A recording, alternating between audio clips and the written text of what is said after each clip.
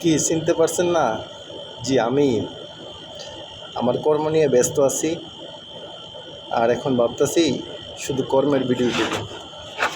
যারা সৌদি আরব আসতে চান তারা যদি হাতের কাজ শিখে আসেন তাহলে আপনাদের কাজের অভাব হবে না। এসব জিপসন বোর্ড কাটা, কারেন্টে তার ফেলানো, লাইটিং করা, আরও বিভিন্ন ইলেকট্রিক্যাল কাজ আছে।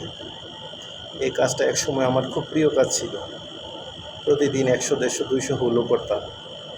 কিন্তু বয়সজনিত কারণে, অ্যালার্জি সমস্যার কারণে এখন দেখেন না ডাকুর মতো মুখ ডেকে এই কাজগুলো করি। তবে হালকা পাতলা করি, আগের মতো না।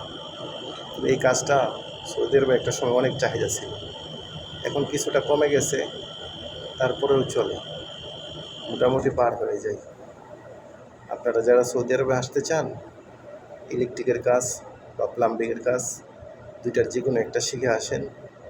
হয়তো 1 লক্ষ টাকার স্বপ্ন দেখতে পারবেন না, তবে 50,000 টাকার উপরে যে কামাতে পারবেন তা সত্য। ইলেকট্রিক কাজ, প্লাম্বিং কাজের সৌদি আরবে এখন অনেক চাহিদা।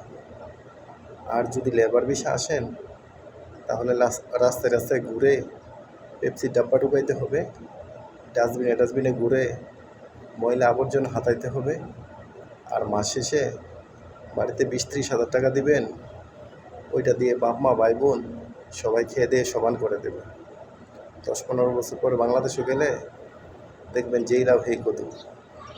তাই যারাই সৌদি আরব আসতে চান, আমার ছোট্ট একটা উপদেশ, সবাই কাজ শিখে আসবেন। বিশেষ করে ইলেকট্রিক ও প্লাম্বিং, দুইটা কাজের একটু গুরুত্ব বেশি। সাথে অন্যান্য টেকনিক্যালি কাজ শিখে আসলেও এই দুইটার মতো তেমন প্রাধান্য পাবেন না। আজকে অনেকগুলো হুল কাটতে হবে, তাই আর বেশি কিছু বলতে পারলাম না। সবাই ভালো থাকবেন। আর এখন থেকে এসব কাজের ভিডিও দেব, আশা করি আপনারা দেখবেন। তা দেখলেও কিছু করার